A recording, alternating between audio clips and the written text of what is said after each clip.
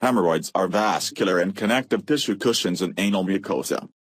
They function as protective pillows that engorge with blood during the act of defecation, protecting the anal canal from direct trauma due to passage of hard stool. Hemorrhoidal tissues engorge when intra-abdominal pressure is increased. This occurs with obesity, pregnancy, lifting, and defecation. We classify hemorrhoids to internal hemorrhoids and external hemorrhoids. Internal hemorrhoids are found superior to the dentate line and lined with columnar epithelium. They have autonomic innervation and thus not painful. These are further classified as first degree, when they do not prolapse, only bleeding announces their presence. Second degree, when spontaneously reducing prolapse at defecation.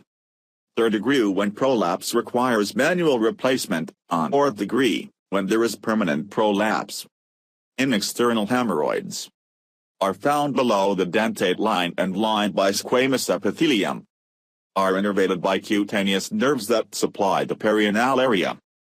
In the etiology, the cause of hemorrhoids is not clearly known, but risk factors associated include liver disease like portal hypertension, constipation, low-fiber diets cause small occupations that require prolonged sitting, loss of muscle tone in old age, rectal surgery, episiotomy and obesity. The pathophysiology of hemorrhoids. Hemorrhoids generally cause symptoms when they become enlarged, inflamed, thrombosed, or prolapsed. Abnormal hemorrhoidal tissue development is related to chronic straining that leads to engorgement, vascular dilatation due to decreased venous return. This leads to stretching of the supporting connective tissue. The most common cause of prolonged straining is the act of defecation. Aging causes weakening of the support structures, therefore facilitating prolapse. Weakening of support structures can occur as early as the third decade of life. The signs and symptoms of hemorrhoids include constipation, straining with defecation, episodic bleeding on stool, feeling of incomplete evacuation. Pruritus and severe acute pain may be due to thrombosis of the veins.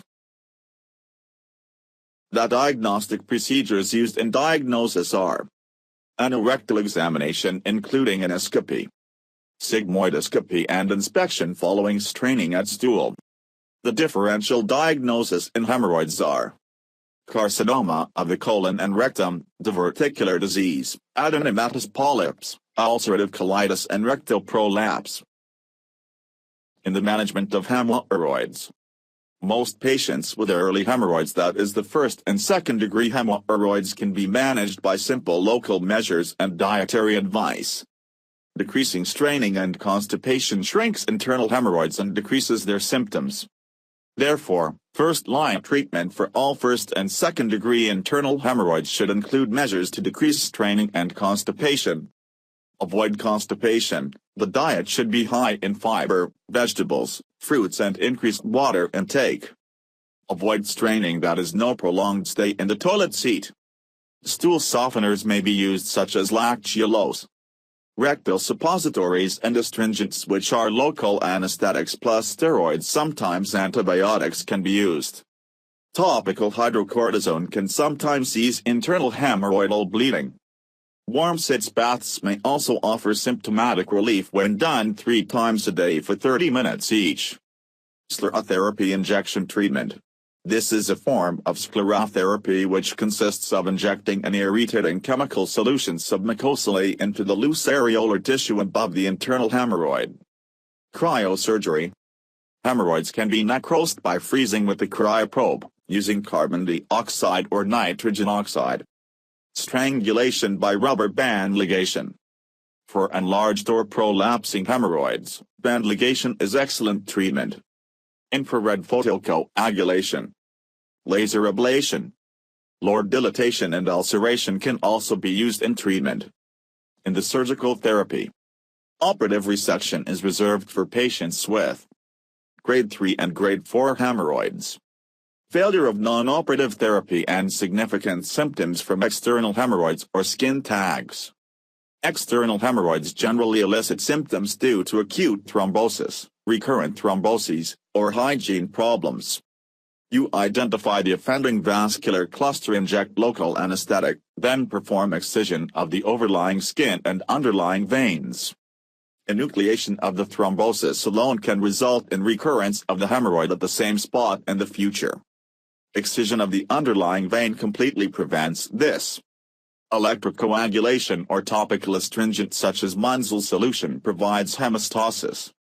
Stapled hemorrhoid surgery, or procedure for prolapse and hemorrhoids, PPH, a specially designed circular stapler with smaller staples is used. The technique involves placing a suture in the mucosa and submucosal layers circumferentially approximately 3 to 4 centimeters above the dentate line. Complications that may arise from hemorrhoids include stenosis, hemorrhage, infection like perianal abscesses, recurrence, non-healing wounds, fistula formation and urinary retention, which is directly related to the anesthetic technique used and to the perioperative fluids administered. Okay. The summary of management: we use 6S. Stool softeners and diet modification, suppositories and estrogens, sitz baths, sclerotherapy, strangulation band and surgery.